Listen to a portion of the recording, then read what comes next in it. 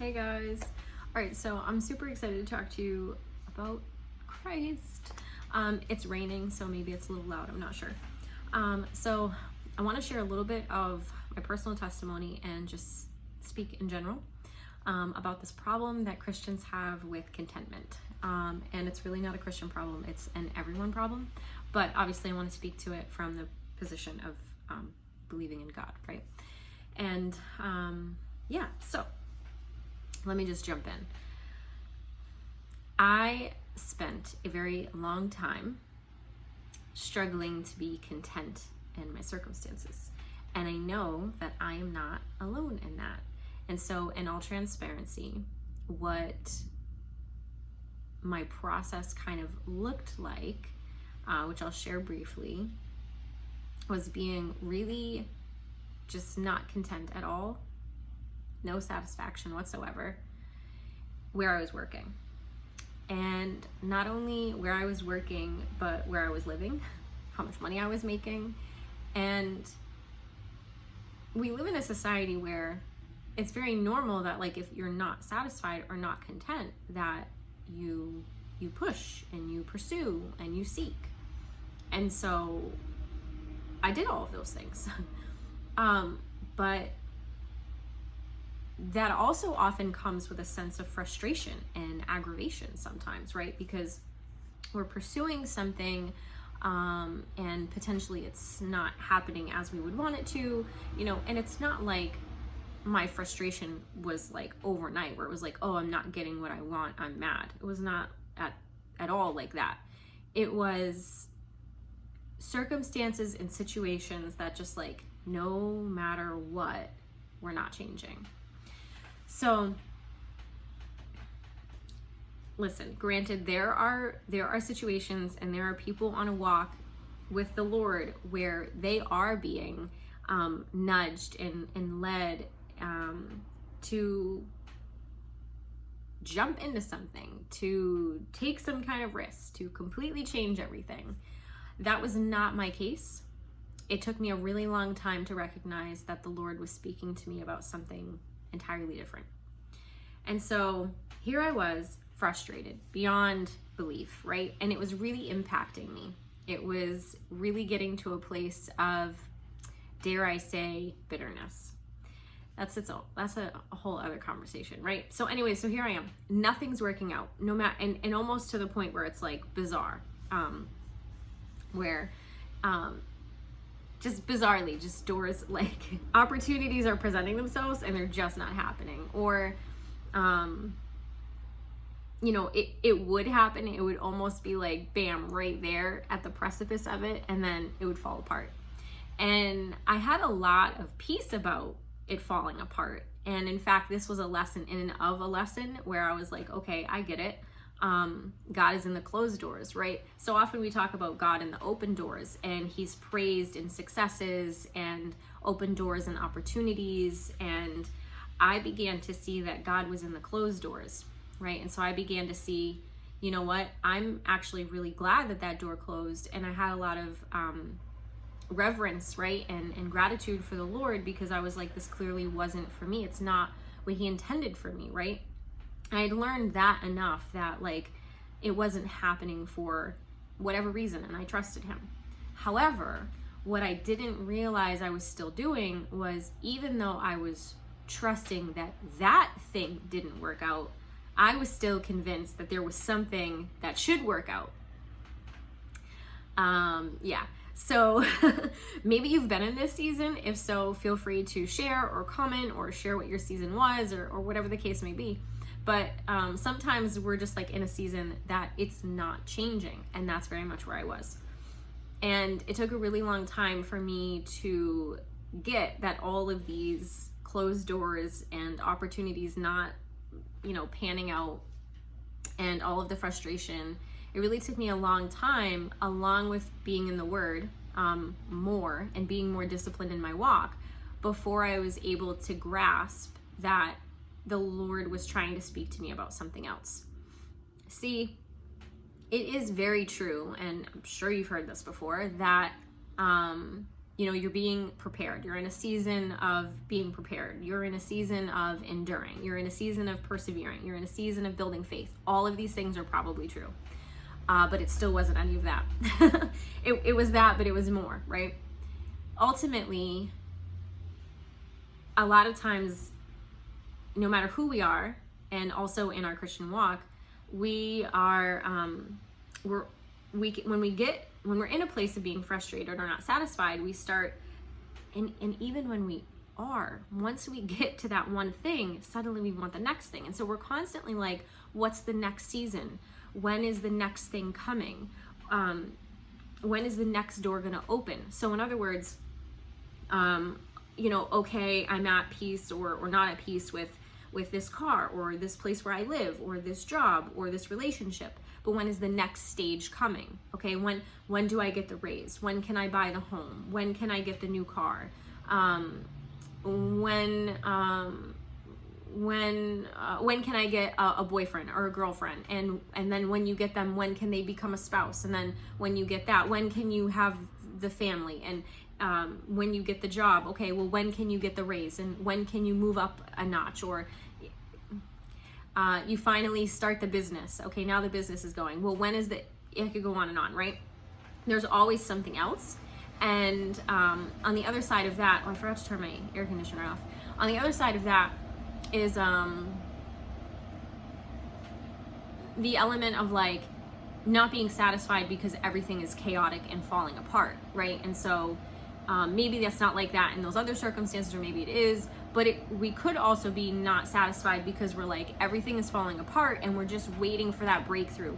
We're waiting for things to change. We're waiting for to be able to get out of this situation. Maybe it's toxic, maybe it's unhealthy, maybe you made some kind of error, some mistake, you got yourself stuck in some circumstance, you're waiting for God to show up, you're waiting for that promise, you're waiting, right? You're tired of waiting. So however it is, whatever the circumstances are, it really all becomes the same thing, which is, and here's the big thing, which is not going to sound like rocket science, but it's to be content in Christ. Content in and with Christ, no matter what. Producing and having the fruit of the Spirit, love, joy, and peace, no matter what. See, it's one thing to say it, it's one thing to read it, it's one thing to know it, but to live it, to be it, no matter what, is a whole other thing. And so I found that in this walk, and maybe you have too, that there's layers. You think you learn one thing and then there's a new layer to it. You learn the thing, you learn the layer, and then you're like, wait, why is there more? There's always more. There's always another layer. There's always more growing. And so all of these things might be true. Yes, maybe you are being prepared, but why is our focus on what we're being prepared for and not the one who's preparing whatever it is? Why is our focus on what's to come and not the one who's getting us there? Why is our focus on what the blessing could be and not the one who blesses us, right? Our focus is skewed and often wrong, maybe because of, maybe we don't even realize it. Maybe we don't even see it that way, right? We haven't recognized it to that extent. And really what happened for me was like, it just over time, more and more, layer by layer, I began to really see this at more and greater depth. And it's not like I didn't see it, but seeing it and having contentment in it are very different, right? So trusting God no matter what, saying that and knowing it and living it and breathing it and exuding it from your heart are different, right? And I feel like I'm finally at a place, and I don't even want to say this because I probably am not fully, right? But at a place of like that contentment, right? And when I catch myself when I'm not, I remind myself. And so one of the words that the Lord gave me, which is honestly kind of like embarrassing, but there was a few things that really clicked for me. And it was this particular word that I'll share with you that really keeps me not wanting to go back to the old mindset or the old heart space that I had regarding these types of things. And so over the span of time, the Lord began to speak to me because I kept praying. I mean, I was fasting, I was praying like, God, like, why can't I get another job? You know, like, why is there nothing happening? Why will no door open? What can I do? Just begging, pleading, right? And fasting. And eventually, you know, you hear these stories and you're like, oh, someone, you know, they fasted and they got this job paying, you know, blah, blah, blah. And I'm like, okay, that's fine. That was not my story, right? And maybe it's not your story either. And so rather than getting mad at God, I wasn't mad at God. I just kept feeling like I was missing something, right? Like, was I not doing something? Was I not understanding something? We have to trust God. If we truly believe that God is sovereign, if we truly believe that God is sovereign within our heart of hearts, and if we truly believe that his ways are higher, then why would we question where we're at right now? Because doesn't the word say that he'll meet your needs? And doesn't the word say that his plans for those who love him are good? So if we truly believe that, why are we questioning where we're at right now? Even if it's very difficult, even if it's very challenging, even if you don't feel like it's where you're going to be forever and you're waiting on that change or that next season and you sense it coming, like, no matter all of those things, if you trust God, then you trust God. Knowing it, saying it, and living it are very different things. So the word I got was basically about the grumbling Israelites. So if you know about the Israelites, they were never satisfied. God literally took them out of slavery, literally takes them out of slavery, and does so via a slew of miracles, right? Plagues that hit the Egyptians, do not touch them. He parts the Red Sea, right? He goes before them in a cloud. He's behind them in fire. They see all of these things. They live through it, right? They're literally praising him, tambourine singing, like having a blast, and then 3 verses later, they're complaining.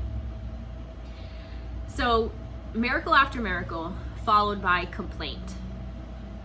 And I wonder how many of us also live this way, where God has shown up in some of the most miraculous ways for us, or people we know, or whomever that we've seen, we've witnessed.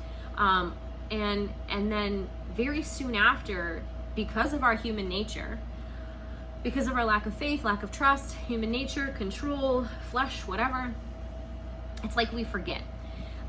We know it, but we don't apply it. We know that it's true, but we don't pause long enough to be like, well, wait, if he showed up there, why wouldn't I trust him to show up now? Or we get stuck thinking it's something I'm doing or not doing, instead of just realizing, like, maybe it's the season you're in. Maybe it's just the process you're in. And we get too focused on the outcome instead of recognizing that God often just wants us in the process, because whatever's happening in that process might actually be his goal for us. Maybe it is about our character and not a destination. Maybe it is about our hearts and our purity and our holiness and not a destination. Maybe our focus is wrong, right? Because our focus isn't on him. So whatever the case may be, don't be like the grumbling Israelites. And I realize I'm being like the grumbling Israelites. I'm not able to recognize the blessings and have gratitude for the very things I have. Getting stuck in a mindset of thinking I don't have enough when I have more than enough. There's favor and blessing and grace, and I lost sight of those things because I got caught up in, honestly, very worldly things, right? We have bills, we have, rent, mortgage, like things are increasing. It's very expensive, very like fear-based, if you will, sometimes, but also very natural, especially in the society we live in, are natural concerns. How will I live, right? How will I afford this? They're very practical things, right? But to think that God doesn't see those very practical things is silly. Of course God sees the practical things and knows your needs. One of the things that I had to come to terms with and realize was that I've often taken the role of, or having to provide and survive and be resilient. And so that was second nature to me. That was first nature to me. That was just how it was. That was how you live, right? You do what you need to do, right? Like, you take care of yourself. And when you are very self-reliant, that can even become prideful and self-righteous, because guess who you're not allowing to provide and care for you and have faith in? Because you're trying to do everything. God, right? So it kind of got to the point where it was obvious, right, that okay, I can do all of these things. It's not about me being able to do them, because that was where some of the frustration was coming from, right? Like, if only it went like this, it would have been better. If only this opportunity happened, I would have known what to do with it. If only I was given that chance, I could have done this with it. It's very, very selfish, very blasphemous, really, towards God and his character. So, but it's also very common. We are often very much like the Israelites, whether we want to realize it or not, unfortunately. So anyways, but he is merciful and he is gracious and graceful and faithful and many other things. So I began to realize and understand that it wasn't about the fact that like I could do it. It was about I wasn't learning how to fully rely on him. I wasn't surrendering completely and entirely. Sometimes he wants us at a new place of faith, at a new level of intimacy with him. And sometimes these are the types of seasons where that faith grows and that intimacy grows. I would also say, like, sometimes maybe the season's not changing because it's a season where you are meant to be closer to him and not so busy. Like, what if you got that job or that opportunity or moved or whatever it is that you're thinking of, that you're in waiting for, that next season, that next level, like, you sense it or you feel it or you feel like it's, you know, something that's coming, but like, says who? Like, your heart's desire? Like, if that thing though is keeping you from closeness with Christ, if that thing is or could keep you from being in the Word and being close to him, maybe that's why it's not happening. Maybe it's for your benefit. Maybe that would lead to you really falling off or backsliding, right? Like, we can't know. We don't know, right? But what we can know and what we can declare is that he is good and he is sovereign and his way is higher. And so if we really truly believe those things and we really seek him and we abide, that fruit begins to prosper more. That love, that joy, that peace.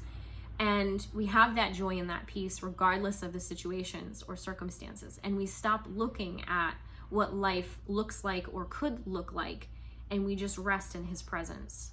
We rest in knowing his nature and his character.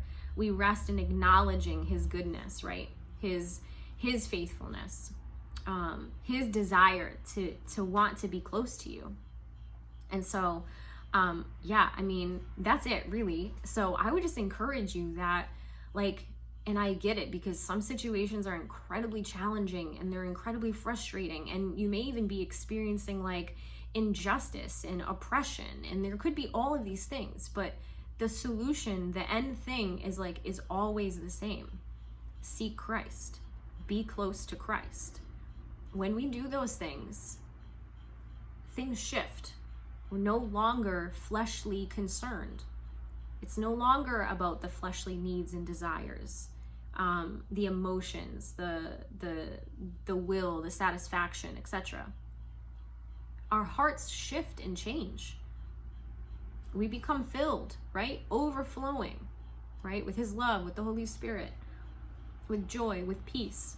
And then after first seeking the kingdom, all of these other things will be added, right? But even if they aren't, right?